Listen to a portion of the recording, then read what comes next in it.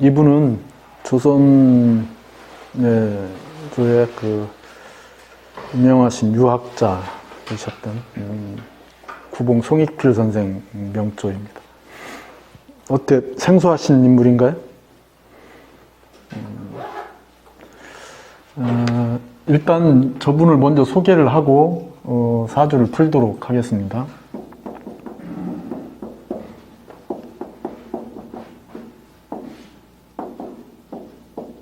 이 세 분이 친구예요. 1534년, 1535년, 1536년생이세요. 다 파주분이세요. 경기도 파주. 그래서 파주 삼현이라고 일컬어지시는 분이고요.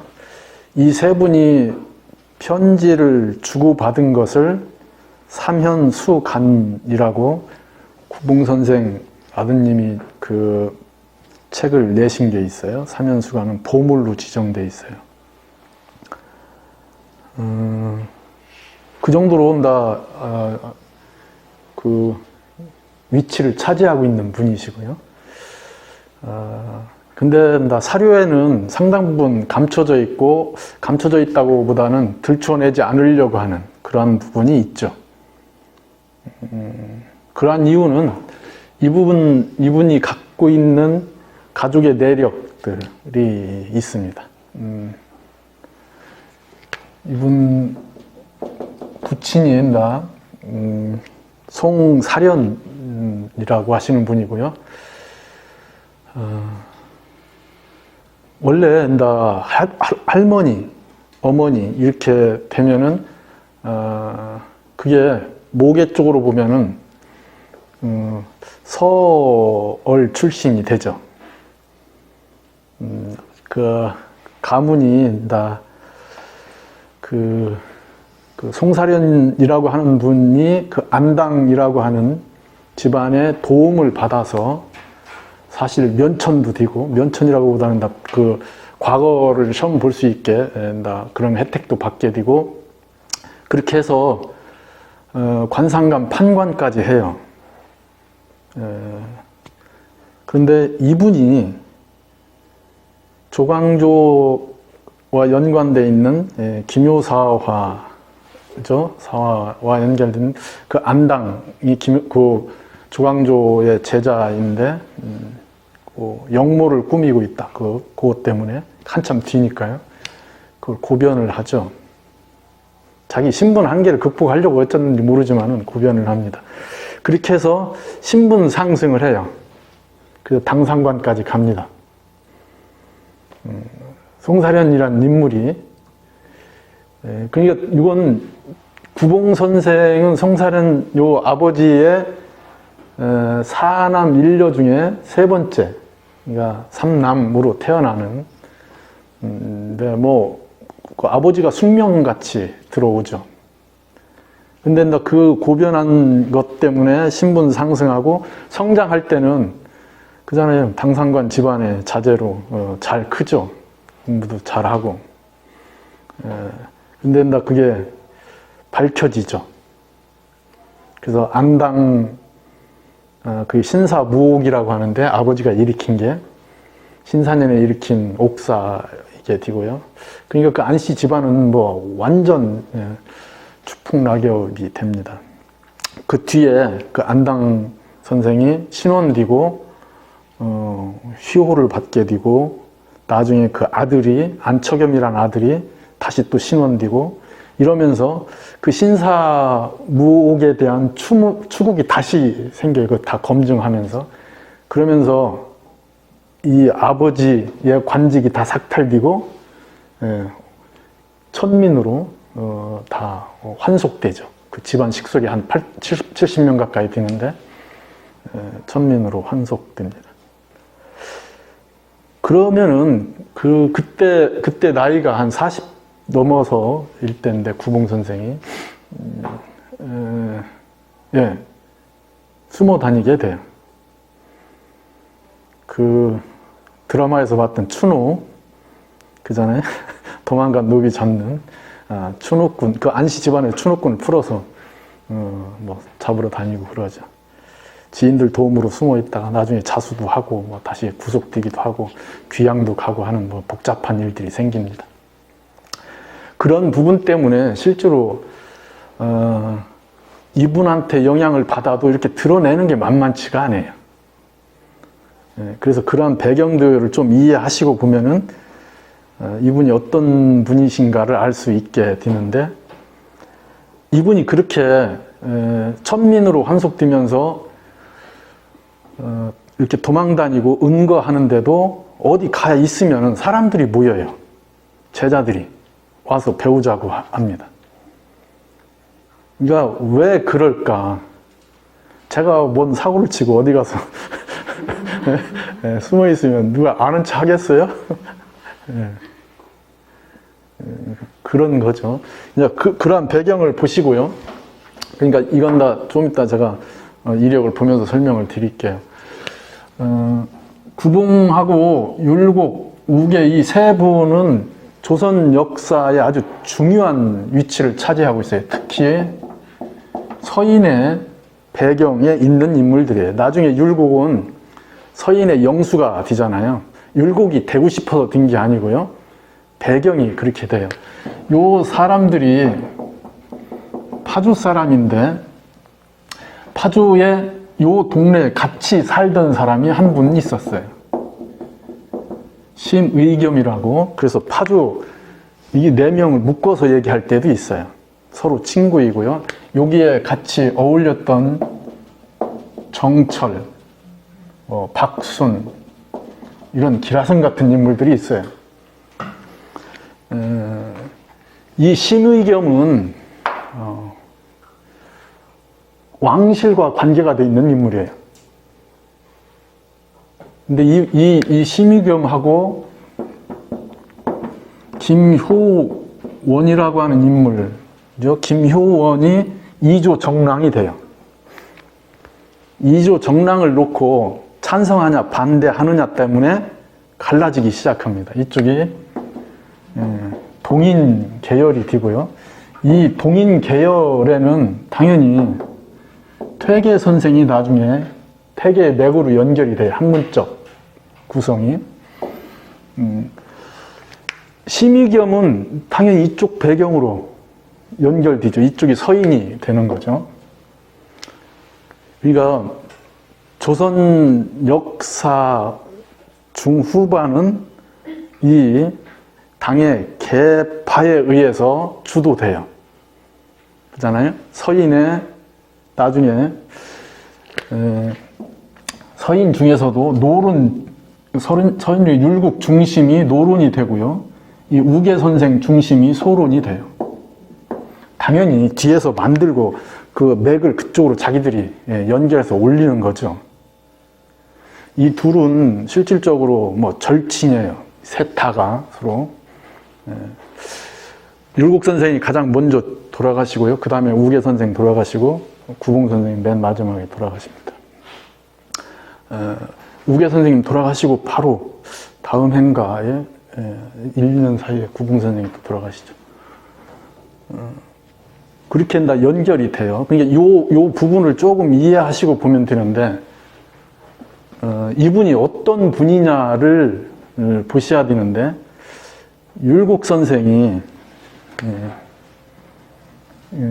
그러니까 23살, 이분은 25살이겠네, 그죠? 이분 동생이 송한필이라고 하는 분이 계셔요.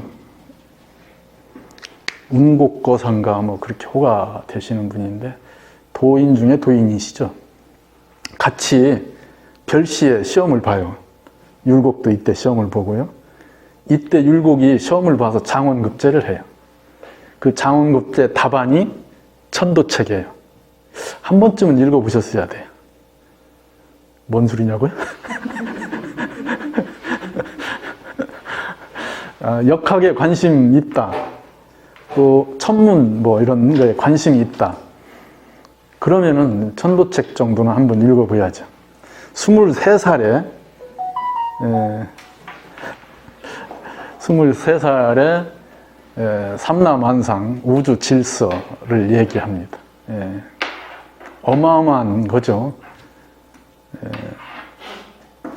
그냥 인터넷 치셔도 아마 나올 거고요. 율곡집이라고 하는 율곡집 안에도 천도책이 있고요.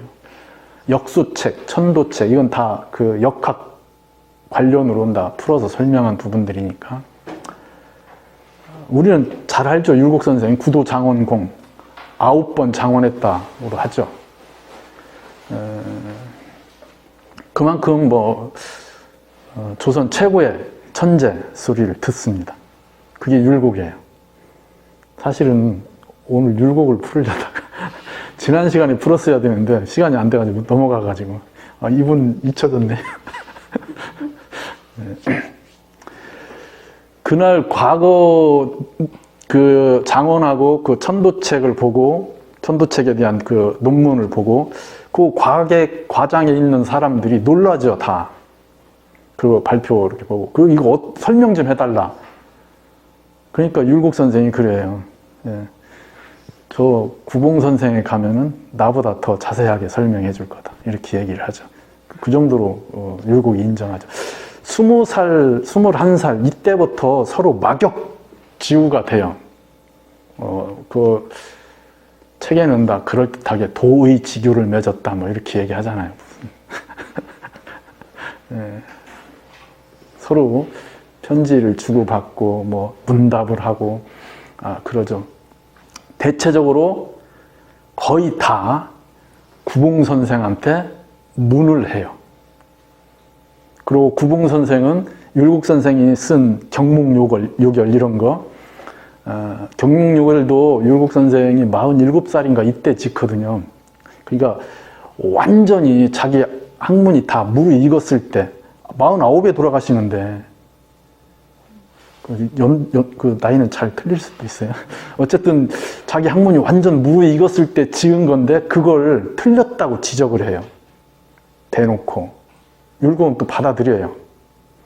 율곡이 노자를 자기 취향으로 선별해서 쓴 책이 있어요. 노자 도덕경을. 그걸 순언이라고 이름 붙였어. 지금 뭐 번역돼서 나온 것도 있어요. 유치하다고 얘기합니다.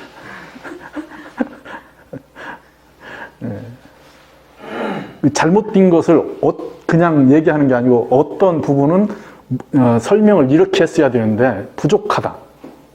이런 식의 아주 명료하게 지적을 하죠. 실제로 그러니까 이분한테 뭐 친구이면서도 거의 스승 같은 친구 같은 관계들이 형성이 됩니다. 근데 이분은 이때 과거 시험을 봤다고 그랬잖아요. 25살에. 과거 시험을 봤는데 박탈당해 시험 자격을. 시험관이, 이해순과 하는 시험관이 딱 과거 시험 보려면 가계도가 다 나와야 돼요. 가계도가. 그거 보고 이거 어리네. 자격 박탈 이렇게 된 거죠. 그래서 동생 한필 선생하고 둘이 그 박탈 당하죠. 그 뒤로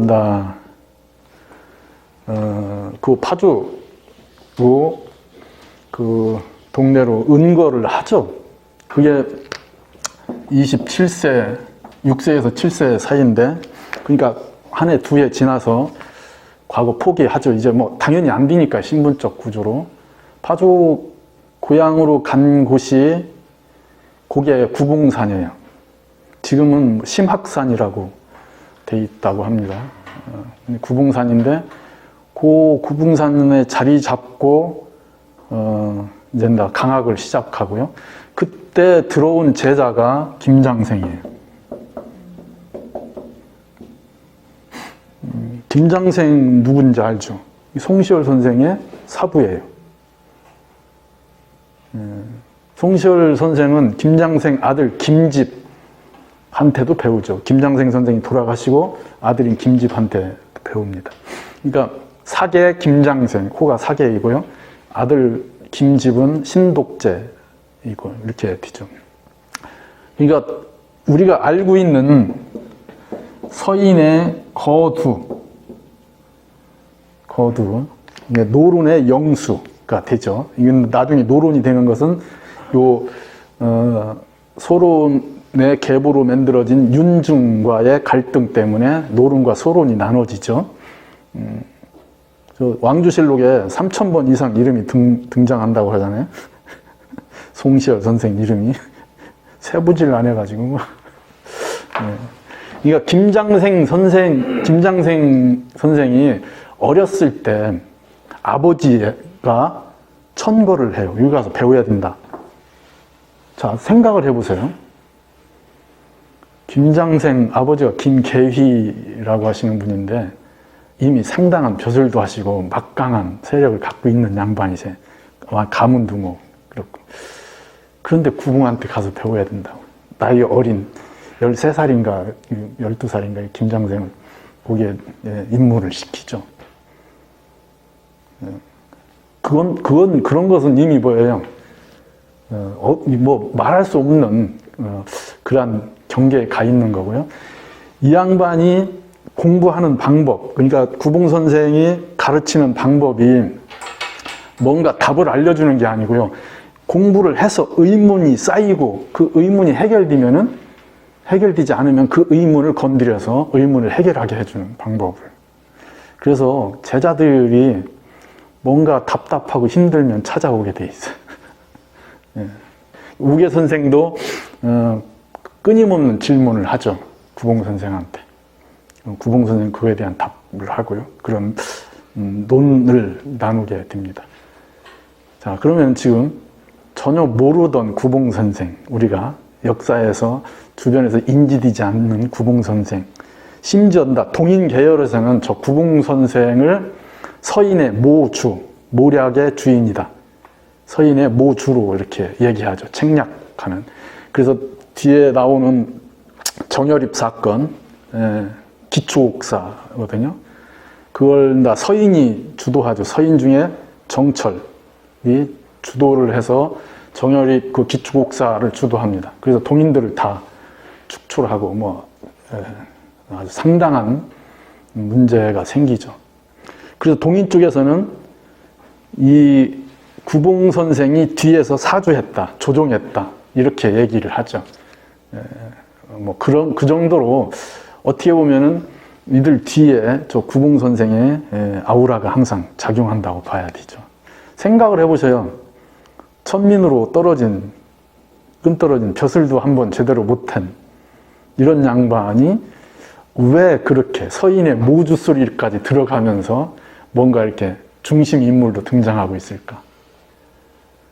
뒤집어 보면은 저 양반이 보통 양반이 아닌 것이 바로 드러나죠.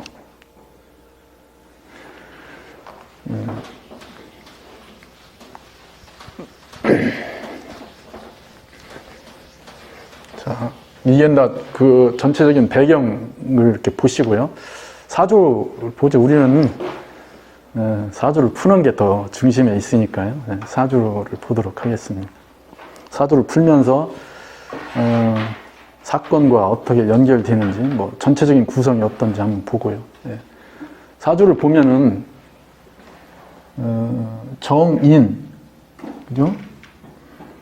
정인이 사주에 월을 차지하고 있죠. 그러니까 당연히 당령했죠.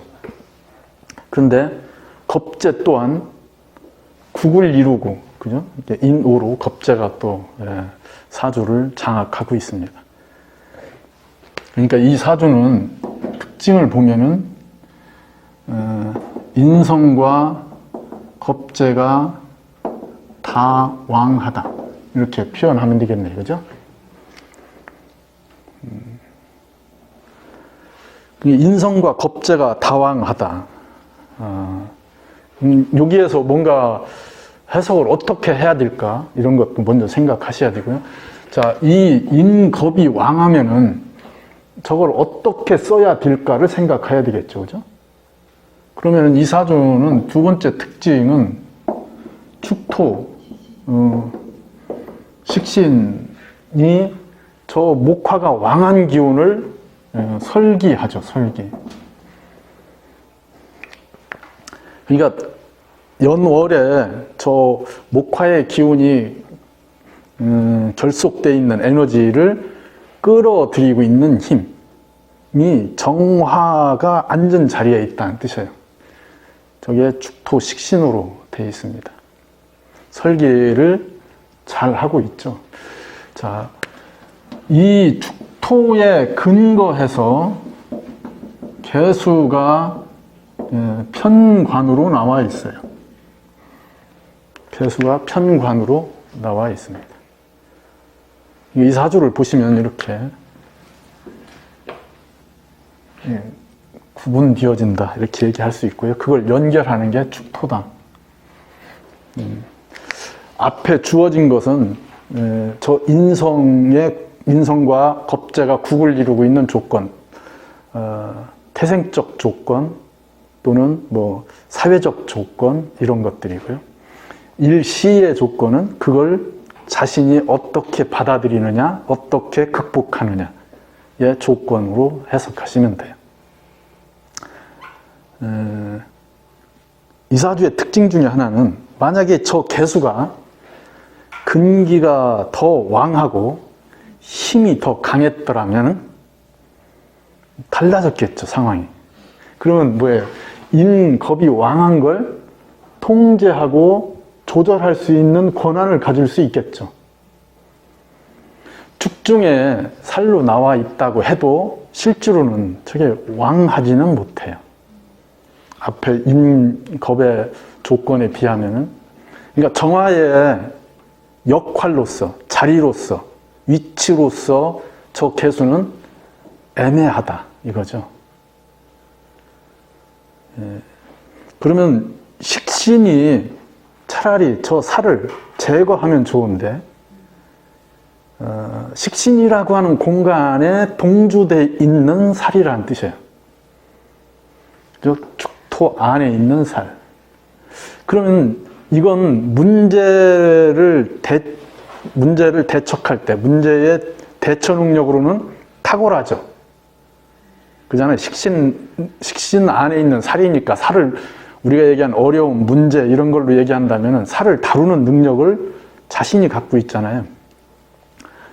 그러니까 인겁을 다루는 능력은 저게 식신 중심에서의 살이니까 그러한 탁월한 능력을 갖고 있습니다. 그러니까 그 부분도 인지해서 보시고요. 한편으로는 시지에 있는 묘목이 살인상생을 하죠. 그 다음에 축토를 소토하면서 뭔가 조건을 만들어요. 저 묘목은 참게 하는 힘이죠. 견디게 하는 힘. 그냥 만약에 저게 묘목이 아니고 뭐 그렇게 오기는 어렵겠지만 안 되겠지만 만약에 토 같은 게 있었다. 그래서 제사라는 힘이 더 커졌다. 그러면 참지 못하죠. 견디지 않죠.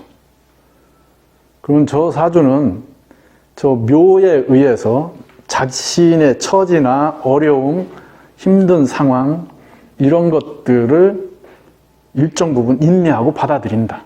이렇게 얘기할 수 있어요. 이 사주가 그러한 천재적이고 또 대단한 그 학문적 성과를 이루고 하는 거는 당연히 앞에 인겁을 설계하는 축토에 있어요. 인성을 설계하는 이 축토에 있습니다. 그러면 만약에 수가 왕했다면은 그걸 만방에 펼칠 수 있는 자리나 조건이 형성됐을 거예요. 근데 그게 잘 안 되고 있는 거죠. 그래서 저 살은 오히려 불편한 조건이고요. 반대로 만약에 정화가 왕했더라면 여기는 겁재가 왕하잖아요. 정화가 왕했더라면 뭐 또 다른 대처 능력이 생겼겠지만 정화가 왕하다 아니다를 떠나서 살의 조건이 정화의 위치, 자리를 만드는 거니까요. 그런 부분에서는 불편한 구성으로 되어 있습니다. 비겁을 소화해내는 힘, 끌어들이는 힘, 그리고 저 사주가 갖고 있는 가장 탁월한 부분은 가르치는 일지식신, 그죠? 가르치는 힘입니다.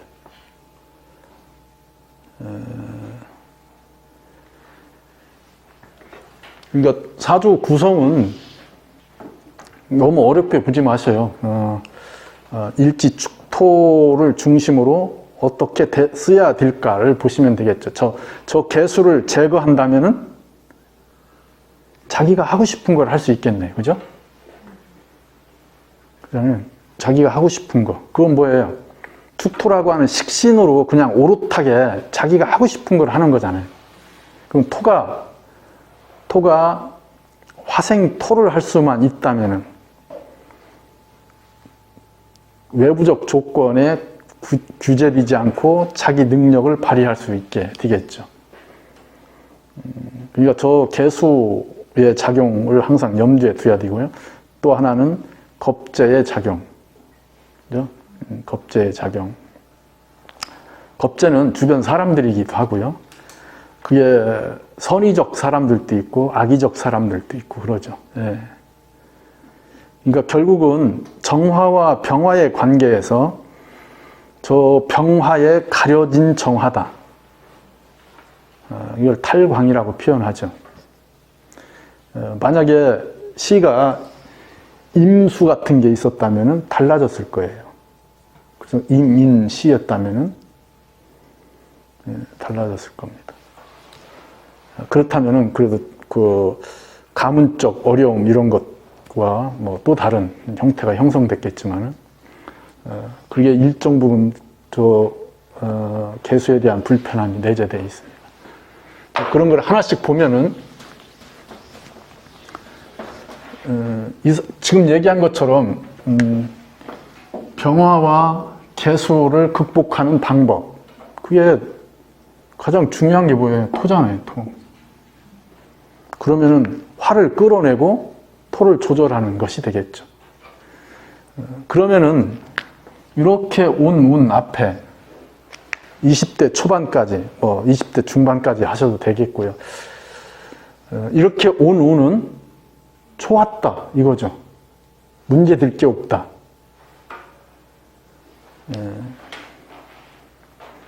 대부분 다 우리가 이런 분들 책이나 뭐 이렇게 평전 글들을 읽어보면은 7살 때 시를 지었네 뭐 이러잖아요. 이분도 7살 때 시를 지었는데 명문장이거든요. 뭐 4살 때 책을 뭘 다 읽었네 띄었네 뭐 이러잖아요. 우리는 4살 때 귀저귀 차고 있었는데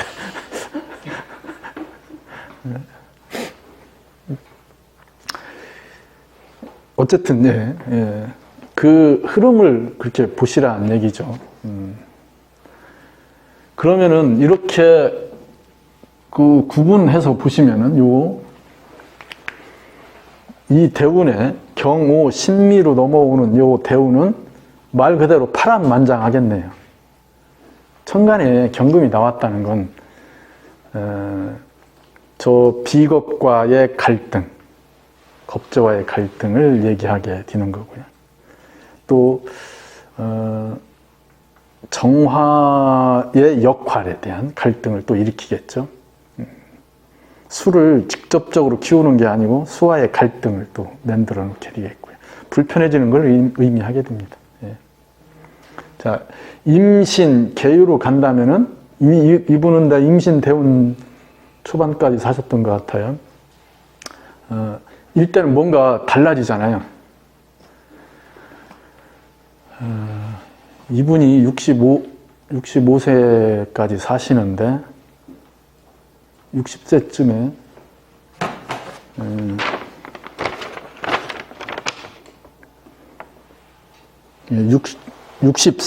60세인다 귀양 갔다가 해배 드시고 신혼 그러니까 그 전에 그때쯤에 면천 되죠. 면천. 네, 면천이 됩니다. 아마 들어서서 면천이 된다고 보시면 됩니다. 그러니까 말년에 그 지인의 도움으로 저기 태안군 내에서 그분 도움으로 이렇게 은거에서 사십니다. 그때도 뭐 제자들이 구름같이 모여들죠. 말년 거기서 돌아가시고 그쪽에 묘가 있으시거든요. 태안군에. 그러니까 그 말 그대로 세상을 뒤엎을 만한 능력을 갖고 계신 분이신데 쓰여지지 못하신 거죠.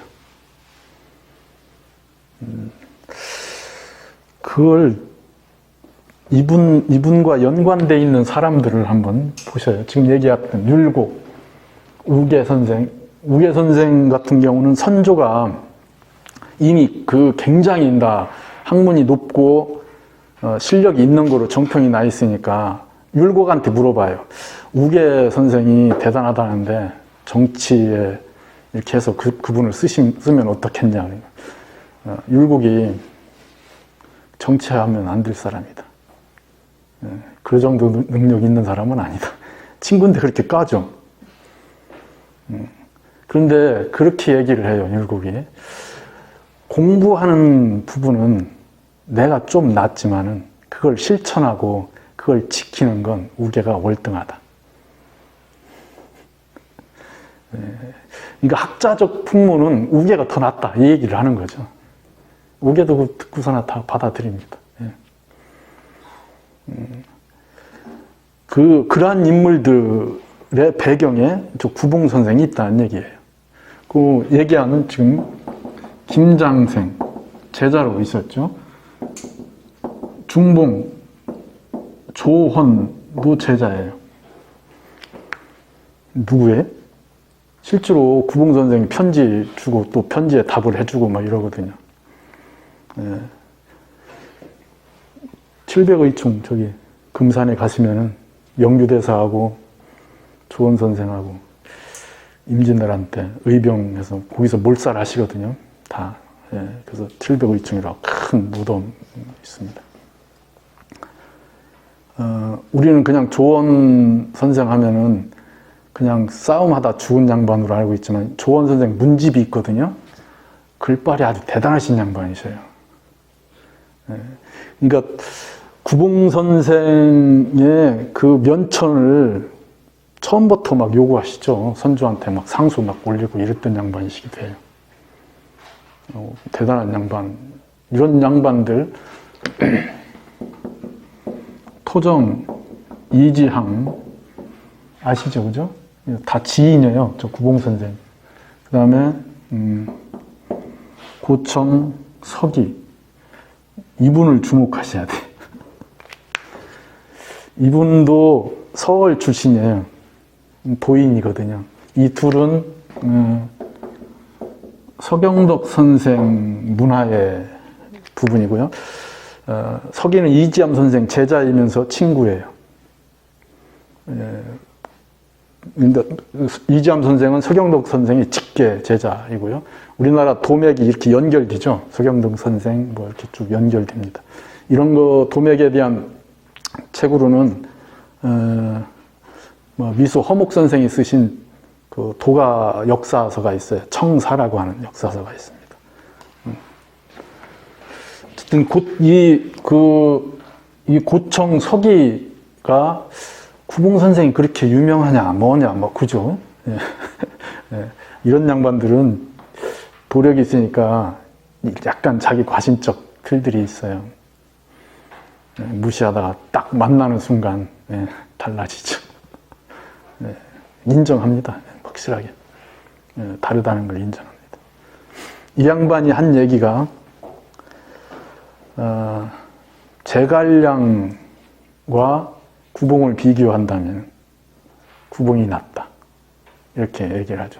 그러니까 제갈량의 현신이다. 그러니까 그게 다른 식으로 해석을 하시는 분도 있어요. 제갈량의 환생이다. 이렇게 네? 다른 말이에요? 그런 의미의 얘기를 했어요. 이 양반이. 현신과 환생하고. 예, 의미적으로는 환생하면은 제갈량이 온 거잖아요. 근데 현신했다는 건 제갈량의 제갈량급의 뭐 능력을 갖춘 사람이다. 이런 식의 표현을 할 수도 있는데 어떻게 해석하든 상관은 없어요. 그래서 임진왜란을 제가 이름을 까먹었는데 임진왜란 때 이 구봉 선생하고 서기 선생을 참모 그 전략가로 두었다면 임진왜란은 바로 끝날 거다. 그렇게 얘기를 했던 기록도 있습니다. 이분은 50세 말년에 저기 계룡산 고청이 계룡산 연천봉을 얘기하는 거거든요. 거기서 이렇게 자리 잡고 응거하셔서 제자를 길러셨던 분이고요. 그 제자 중에 기라성 같은 분들이 꽤 있죠, 아래도.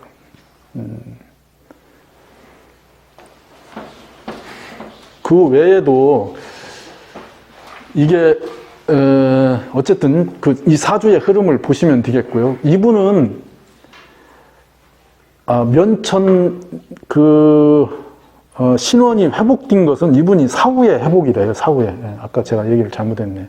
죽은 뒤에 회복됩니다. 계속 하는데 안 되다가 135년 뒤에 135년 뒤에, 그리고 135년 이런 건 쓰지 마셔요. 제가 숫자에 약해요. 어쨌든 신원이 되고, 벼슬도 받고 이러죠. 사후에. 그러니까 그렇게 되는 거에 가장 큰 요인 중에 하나는 인조 반정이 있어요.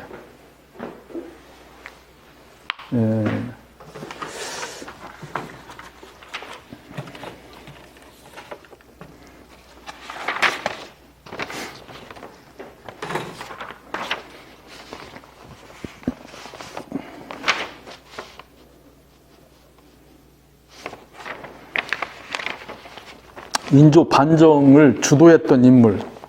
인조 반정이 1623년에 일어납니다. 윤 8월이니까 양력으로 한 10월쯤 돼요. 10월 초쯤 됩니다.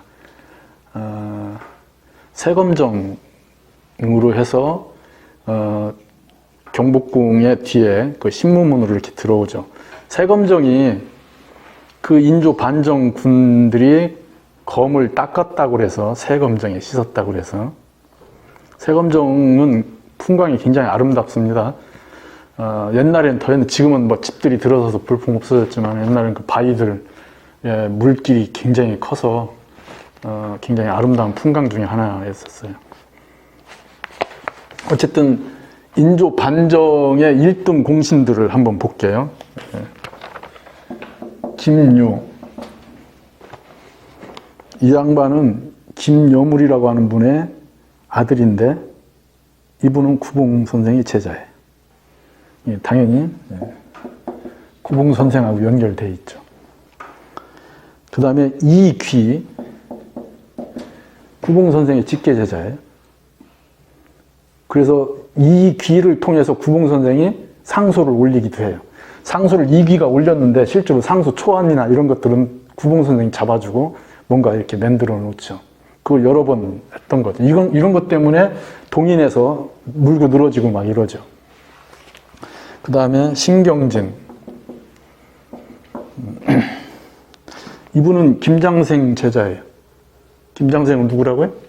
구봉 선생 제자. 김장생을 율곡 제자로 넣죠. 근데 아까 얘기했듯이 율곡, 우계, 구봉은 친구들이라 어디 한쪽에 사숙을 하면은 어디든지 가서 배울 수가 있었어요.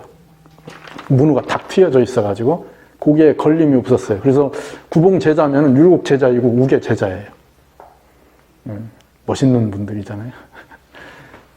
그러니까 그걸 구봉 선생의 그 내력이 저러니까 구봉 선생을 드러내지를 않으려고 하는 거예요.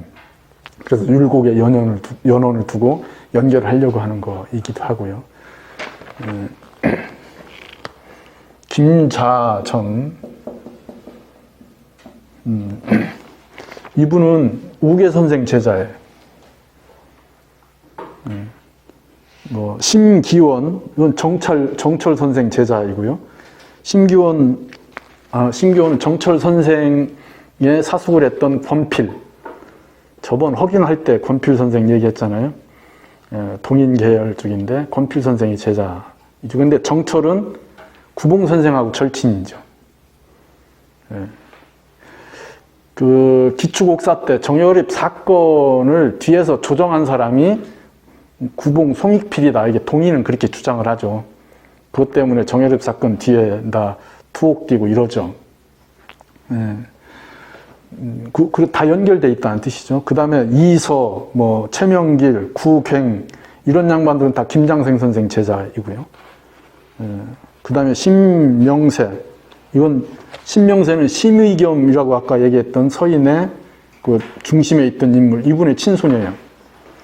그러면은 1등 공신 9명이 다 뭐하고 연결돼 있어요? 구봉 선생하고 연관돼 있잖아요. 그러니까 이게 이때는 다 구봉 선생이 돌아가셨을 때니까 결국 구봉 선생 신원을 회복시키려고 끊임없이 상소를 올리고 하죠. 이게 그러한 부분들, 만약에 인조 반정의 세력, 이건 다시 구봉 선생을 빼고 인조 반정을 본다면은 인조 반정은 핵심이 뭐예요? 서인이잖아요. 서인이 정권을 잡는 거예요. 그러면은 인조 반정에 광해군이 있었는데 광해군의 정권과 연결돼 있는 게 북인이에요. 북인은 남인, 북인이고 이건 동인에서 구분되어진 거죠. 이 북인에는 대북, 소북 또 이렇게 나눠져요. 남인은 청남, 탕남 또 이렇게 나눠지고요. 정신없어요. 근데 광해군이 인조 반정에 의해서 이 북인 계열이 이 구봉을 아주 대척점에서 공격을 하죠. 북인이 자기 항맥의 영수로 두는 사람이 남명조식이에요. 남명선생. 저 남명선생 제자 중에 나이 가장 많은 분이 그 정인홍이라고 하시는 분이거든요. 광해군 때 영의정을 하시죠. 이 양반은 굉장히 성정이 급하신 양반이세요. 60세 넘으셨는데 임진왜란 때 의병장으로 막 활동하세요.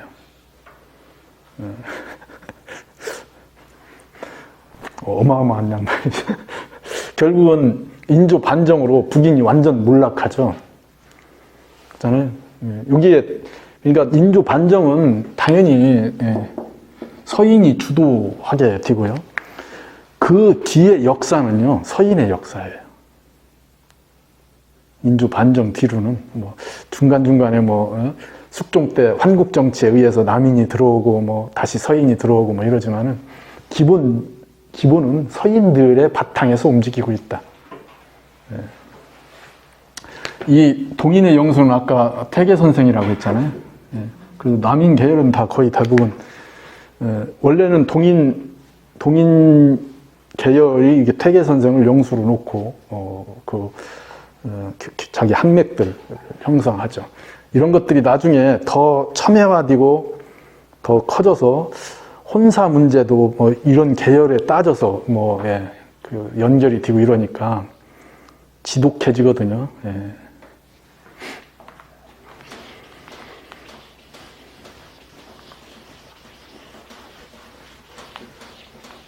그런 부분들과 연결해서 보셔야 돼요. 그러니까 결국은 뒤에 신원이 되고 회복되지만은 평생을 비주류로 자기를 드러내지 못하는 이런 것들이 있습니다. 구봉 선생에 대한 야사는 굉장히 많아요. 재밌기도 하고요. 이순신과 관련된 야사도 있어요. 이순신이 구봉 선생을 만나러 왔는데 구봉 선생이 다른 일을 하느라고 잠깐 대청에 이렇게 기다리게 하셨는데 이순신 병풍을 보는데 병풍에 그림이 그려져 있는데 거기에 몰입을 해서 병풍에 구멍을 4개를 먹게 된 거예요. 그게 난리 난 거잖아요. 그 구봉 선생이 아끼는 병풍에. 그러니까 근데 구봉 선생이 딱 오니까 괜찮다고. 구멍을 어떻게 4개밖에 안 냈냐고 이렇게 하죠. 오히려. 제갈량이 왔으면 몇 개를 냈겠느냐 이렇게 물어봐 이순신이. 그럼 원래 구멍은 몇 개냐? 원래는 48개를 내야 된다. 그거 둘이 그게 유기에서 나오는 게 거북선을 만드는 원리, 진법에 대한 것 이런 것들과 연관돼 있어요.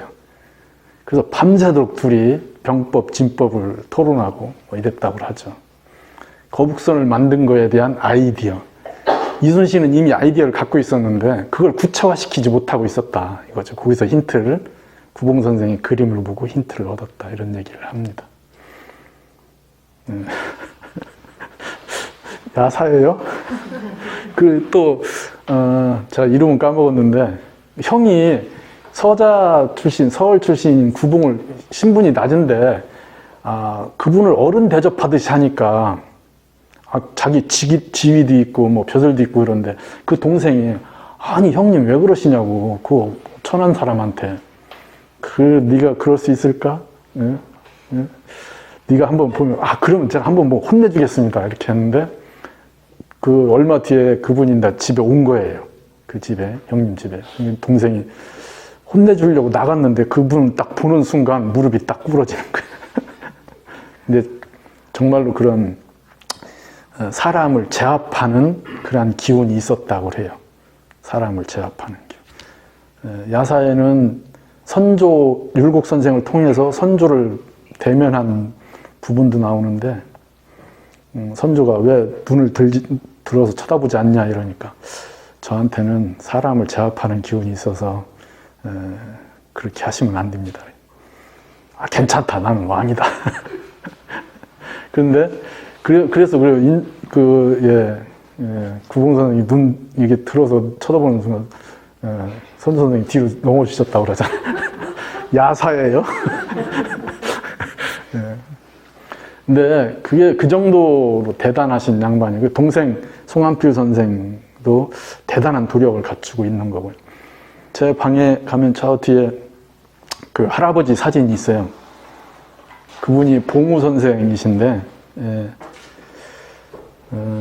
봉우 선생 얘기로는 우리나라의 도계의 그 계품위로 가장 높은 경지에 가신 양반이시다. 이렇게 얘기하십니다. 계룡산에 계시다. 이렇게 얘기하십니다.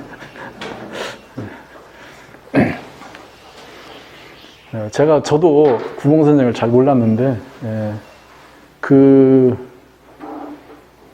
봉우 선생님을 통해서 실제로 알게 됐고요. 그 뒤로 공부 좀 했고, 그분 책도 읽고, 뭐, 이렇게 했죠. 책으로는 저 사주에 대한 부분이 어떻게 하든 출처가 있어야 돼요. 그죠? 그 사주에 대한 출처가 있어야 되는데, 제가 좋아하는 분들을 사주를 풀고 싶고, 사주로 뭔가 확인을 하고 싶어도 만만치 않아요. 그걸 찾는 게. 근데 구봉 선생은 다행히도 이 책에 구봉 선생 시집을 모아놓은 거고, 시집에 이분의 그 성장기 이런 내용도 있고요.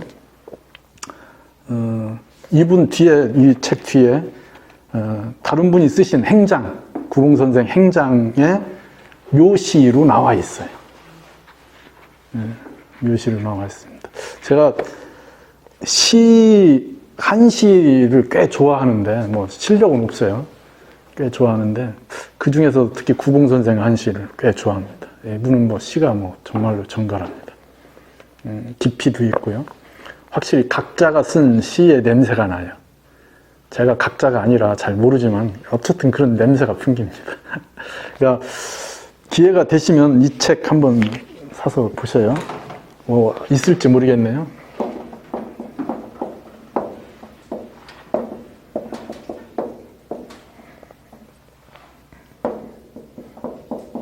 박예정 출판사 이거요.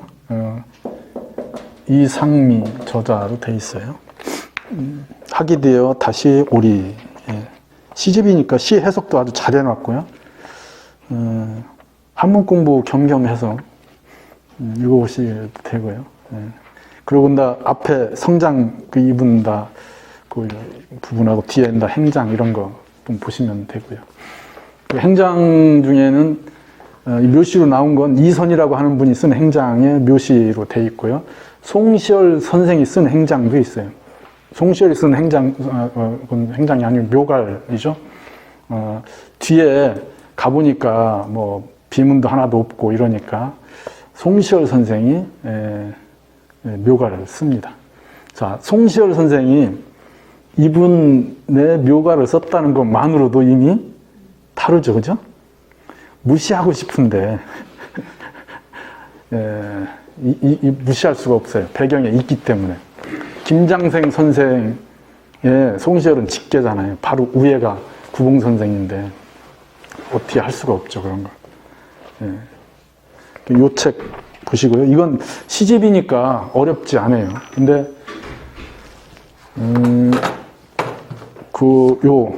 구봉 송익필의 도학사상 이 책을 읽으셔야 되는데 이건 좀 책이 무거워요. 자체도 무겁고요.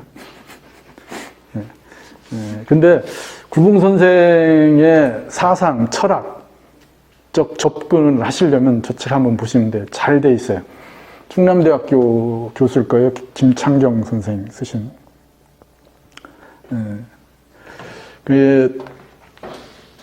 이분의 사상, 철학적 사상 중에 하나가 직사상이에요. 직사상. 그러니까 이 직사상에서 형성되는 게 예학이고요. 예학, 그러니까 조선시대 때 예학을 정리해서 그거에 바탕을 만든 양반이 구봉 선생이셔요. 그러니까 유학자들이 공부를 하는데 공부를 어떻게 해야 될까? 공부의 방법론부터 어떠한 형태의 공부를 할까? 이런 게 다 여기에 있어요. 그러면 이 예학의 가장 밝은 양반이 누구라고요? 김장생. 그대로 받아서 예학 사상을 펼친 양반이 김장생 선생이고요. 그 김장생 선생의 직계로 배운 송시열이 그 예학을 주장하죠. 그거에 의해서 형성되는 게 예송논쟁이에요. 그럼 예송논쟁의 저 뒤에는 누가 있어요? 구봉 선생의 예학 사상이 내재되어 있는 거죠. 서인들이 갖고 있는 예학, 그 예송논쟁의 예학과 그때 남인들이 갖고 있는 동인 계열이 갖고 있는 예학, 다르죠, 그게. 그 효종 그 전에 효종 비와 관련된 1차 예송, 2차 예송 이런 것. 송시열은 2차 예송 때 귀양 가게 되고 귀양 가다가 다시 불러서 제주도에서 올라오다가 정읍에서 사사받고 죽습니다. 그럼 송시열을 할 때 제가 얘기를 했던 부분이고. 그러니까 이 직사상은 우리가 그냥 간단한 것 같아도요. 이거 철학적 사유체계 이런 건 여기 읽으셔야 돼요. 여기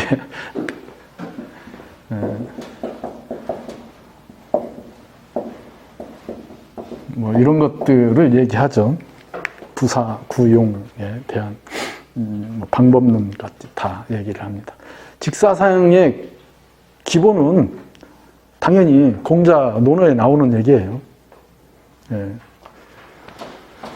그 예학에 근거한 부분이고요. 직사상은 우리가 얘기한 발음을 얘기하죠. 발음. 생각을 해보세요. 이분은 신분적 제약도 있었고요. 또 출사하는 거 어려움도 있었고요. 그 정도로 끝난 것이 아니고 오히려 노비로 나중에 그렇게 한다 신분이 만들어지고 쫓겨다니게 되고 숨어서 살게 되고 이러죠. 그러면서도 저런 사상적 철학을 만들어냈다는 걸 생각해 보세요. 그러니까 이런 부분이 강하니까 실제로 제자들이 모이고 배우러 오게 되고 그러죠. 또 특히 뭘 물어보면은 물어보는 거에 대해서 확실하게 해결을 해준다 이거죠. 그러니까 좋아할 수밖에 없죠. 근데 이 겁재가 워낙 강하니까요. 그 질투, 시기, 이거에 항상 노출돼 있어요. 네. 그러니까 이분은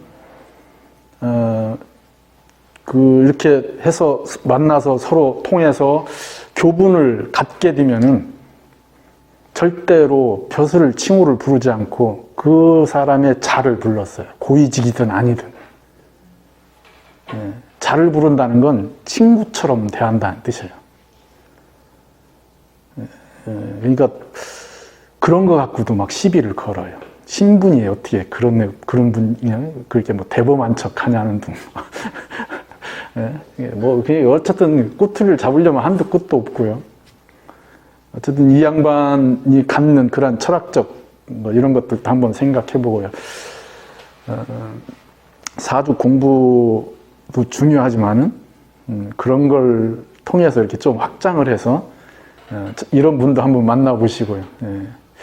혹시 알아, 이렇게, 나 서점 가다가 저런 책 보이고, 구봉 송익필 관련된 책이 있으면 한번 뽑아서 이렇게 한 번이라도 더 시선 돌려보는 거, 그것만으로도, 충분하죠. 역사에서 일정 부분 잊혀진 부분이고요. 왜곡되게 드러난 부분이 굉장히 많아요. 요즘은 다 이분에 대해서 이렇게 새로 조명하고 뭐 이러는 것을 많이 하죠.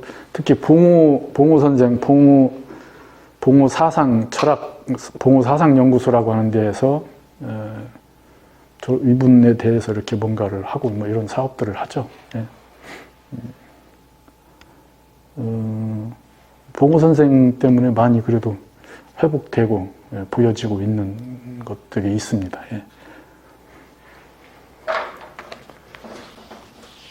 사건들을 조금 중요한 사건들을 보면은 사주하고 대입을 해서 한번 보죠. 아까 얘기했던 25세에 별시를 받고 별시에 실주로 충분히 합격할 수 있는데 자격이 박탈됐다는 거죠. 그 25세가 무오년이에요. 무오년 연으로 1558년이고요. 아마 요 안에 있을 거예요. 기사증에 무오년이겠죠. 33세가 병인년인데 이때 그 아버지 송사련이 무고해서 집안을 몰락시킨 안당 집안, 안당 선생이 이때 신원돼요. 33세 때. 그러면 안당 집안이 신원된다는 건 곧 이쪽 집안에 환란이 온다는 뜻이겠죠. 36세 때 기사년에 신사무옥에 대한 다시 추국이 시작됩니다. 다시 조사가 시작된다는 뜻이죠. 신사무옥은 아까 얘기했듯이 그 송사련이 고변을 해서 생긴 옥사거든요.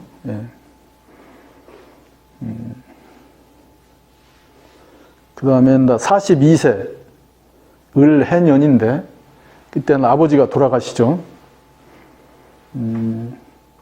이때 아버지 돌아가시고 안당 선생한테는 시호가 내려지고 이러죠. 이때부터 동서 분당이 아주 뚜렷해져요. 이력 그 정도만 보시면 되고, 요때는 그러니까 그런 부분들로 보시면 되겠고, 이게 45세 때 토정 이지암 선생이 돌아가시고요. 47세 때, 이 양반이 47세 때네요. 율곡 선생 순원에 대해서 비판한 기록이 그 47세 때이고요. 51세 때 율곡 선생이 돌아가십니다. 그때 갑신년이고요. 율곡 선생은 49이니까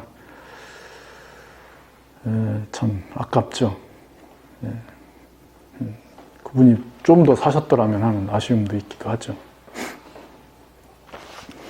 그 10만 양병설 이런 것들은 실제로 좀 뻥튀겨진 거고요. 뒤에 서인들이 좀 부각시킨 거고, 실제로 유곡 선생이 10만 양병설을 얘기할 가능성은 거의 없습니다. 예.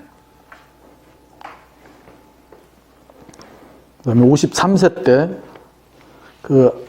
요때가 병술년인데, 실제로 안당의 아들 안척염이 신원되고, 부친 관직이 삭탈되고, 집안의 식솔들이 다 천민으로 환속되고, 그게 다 뿔뿔이 흩어지게 되죠.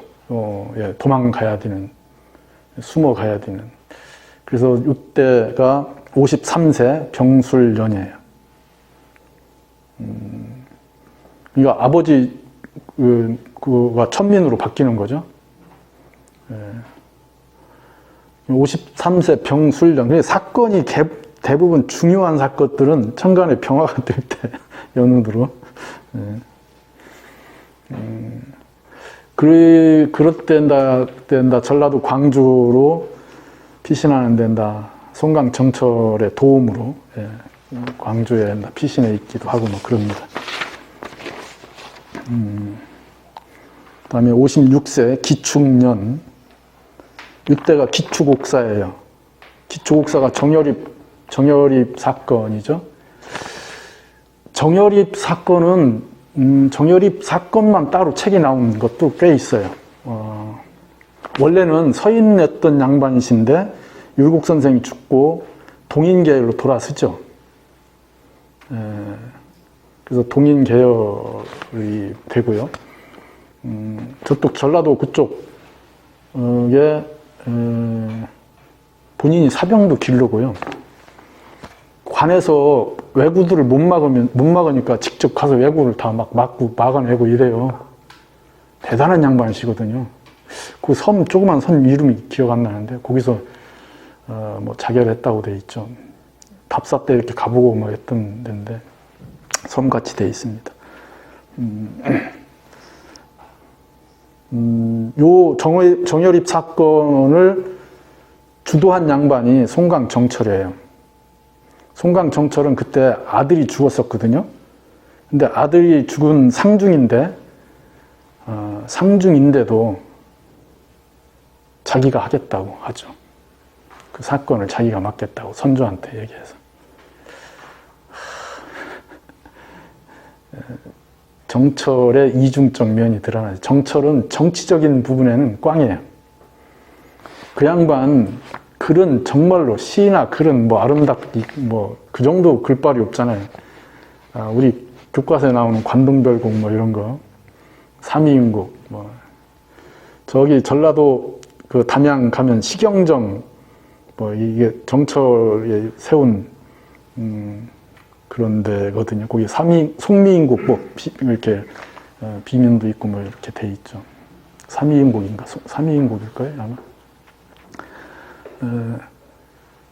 그때 이 정열입 사건 때문에 구속돼요. 그 연루돼서 뭐 배경에 있었다 어쩌다 뭐 어쨌든 그 구속되고요. 그 다음 해에 풀려나죠. 58세에 신묘년인데 이게 1591년이에요. 임진왜란 전해죠. 귀양갑니다. 함경도 시천이라고 하는 귀양가고, 다음 해에 난 이해가 안 돼요. 천민한테 귀양을 보낸다? 아마 조선 역사에 없을걸요? 천민을 귀양 보내는 건? 아주 보기 드문 사건이죠. 그건 천민에 대한 영향력 밖에 있다는 뜻이잖아요. 귀양을 보낸다는 것은 당연히 사대부 가문과 우리가 얘기한 벼슬을 하는 사람들에 대한 부분과 연관돼 있어요. 천민은 귀양 갈 일이 없죠. 즉결 처분하든지 뭐 이런 거지. 귀양 갈 일이 없죠. 어쨌든 귀양 갑니다. 다음에 임진왜란이 일어나요.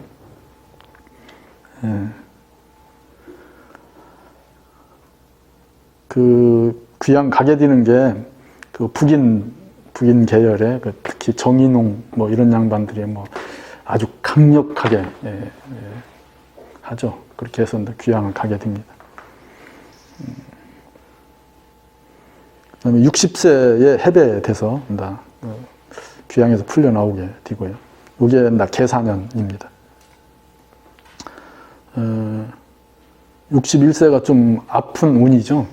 61세가 자기 둘째 형, 큰 형이 송익필, 송인필, 둘째가 부필, 이 양반이 익필, 넷째가 한필이죠. 그건 다 딸이 한 분, 그러니까 사남 일녀 중에 삼남이고요. 거기서 중형 둘째인 그 부필과 막내인 한필 이때 죽어요. 60세 때. 동시에 거의 61세 때. 60세 때 송강 정철이 죽습니다. 그리고 63세 때 지금 얘기한 태안 그쪽에 가서 태안 진여라고 하는 분 도움으로 충청도 면천군 마양촌 여기 자리를 잡게 되고 거기서 돌아가셔요. 2년 뒤에 거기서 돌아가십니다. 66세에 돌아가셨네요. 66세에 돌아가셨습니다. 사후 1752년에 면천 신원됩니다. 그게 대략적 사건과 연관되는 거고요. 이분은 앞에 운보다 뒤에 운이 좋잖아요. 그죠? 이때 공부했고 자기를 만들었고 파란만장한 시기를 지나가고 이건 일종의 조선시대 때니까 신분적 제약과 연관되어 있기도 하죠. 그죠? 그거에 이런 운들을 만난 거고요. 그 어마무시한 인물이기 때문에 더 그러한 형태들이 일어난 거예요. 그 똑같은 그 정도 그러니까 이분만큼의 경계까지 올라간 건 아니더라도 실력을 갖추고 능력이 돼 있던 아까 얘기했던 고청 서기 같은 양반 대단한 양반이시거든요. 차이가 확실하게 나죠. 그런 부분들도 구분하셔서 보시고요. 이 사주 이렇게 이력 얘기하고 이 사주가 갖고 있는 특징을 다시 이렇게 돌려서 본다면은 결국은 이 사주의 가장 문제가 되는 건 평화다. 그죠? 평화. 그러면 저 평화를 다룰 수 있는 힘이 있어야 되잖아요. 그러려면 저 개수가 수라고 하는 개수가 아주 왕하든지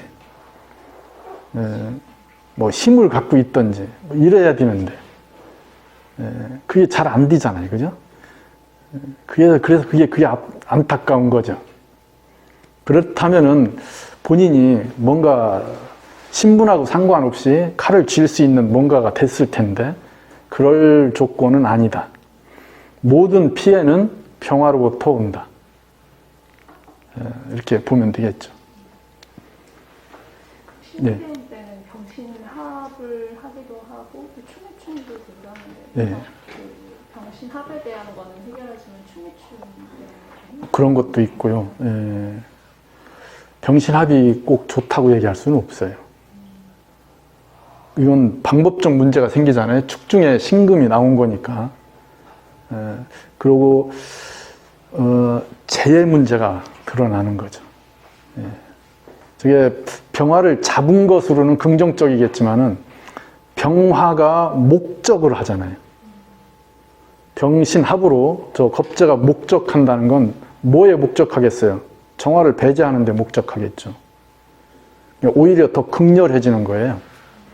그게 자기 자리까지 흔들리는 충미충까지 형성되니까 충미충 되고 저 미토는 화 중심으로 움직일 테니까 실질적으로는 자기 에너지를 뭔가 풀어내는 거 이런 게 참 어렵겠죠.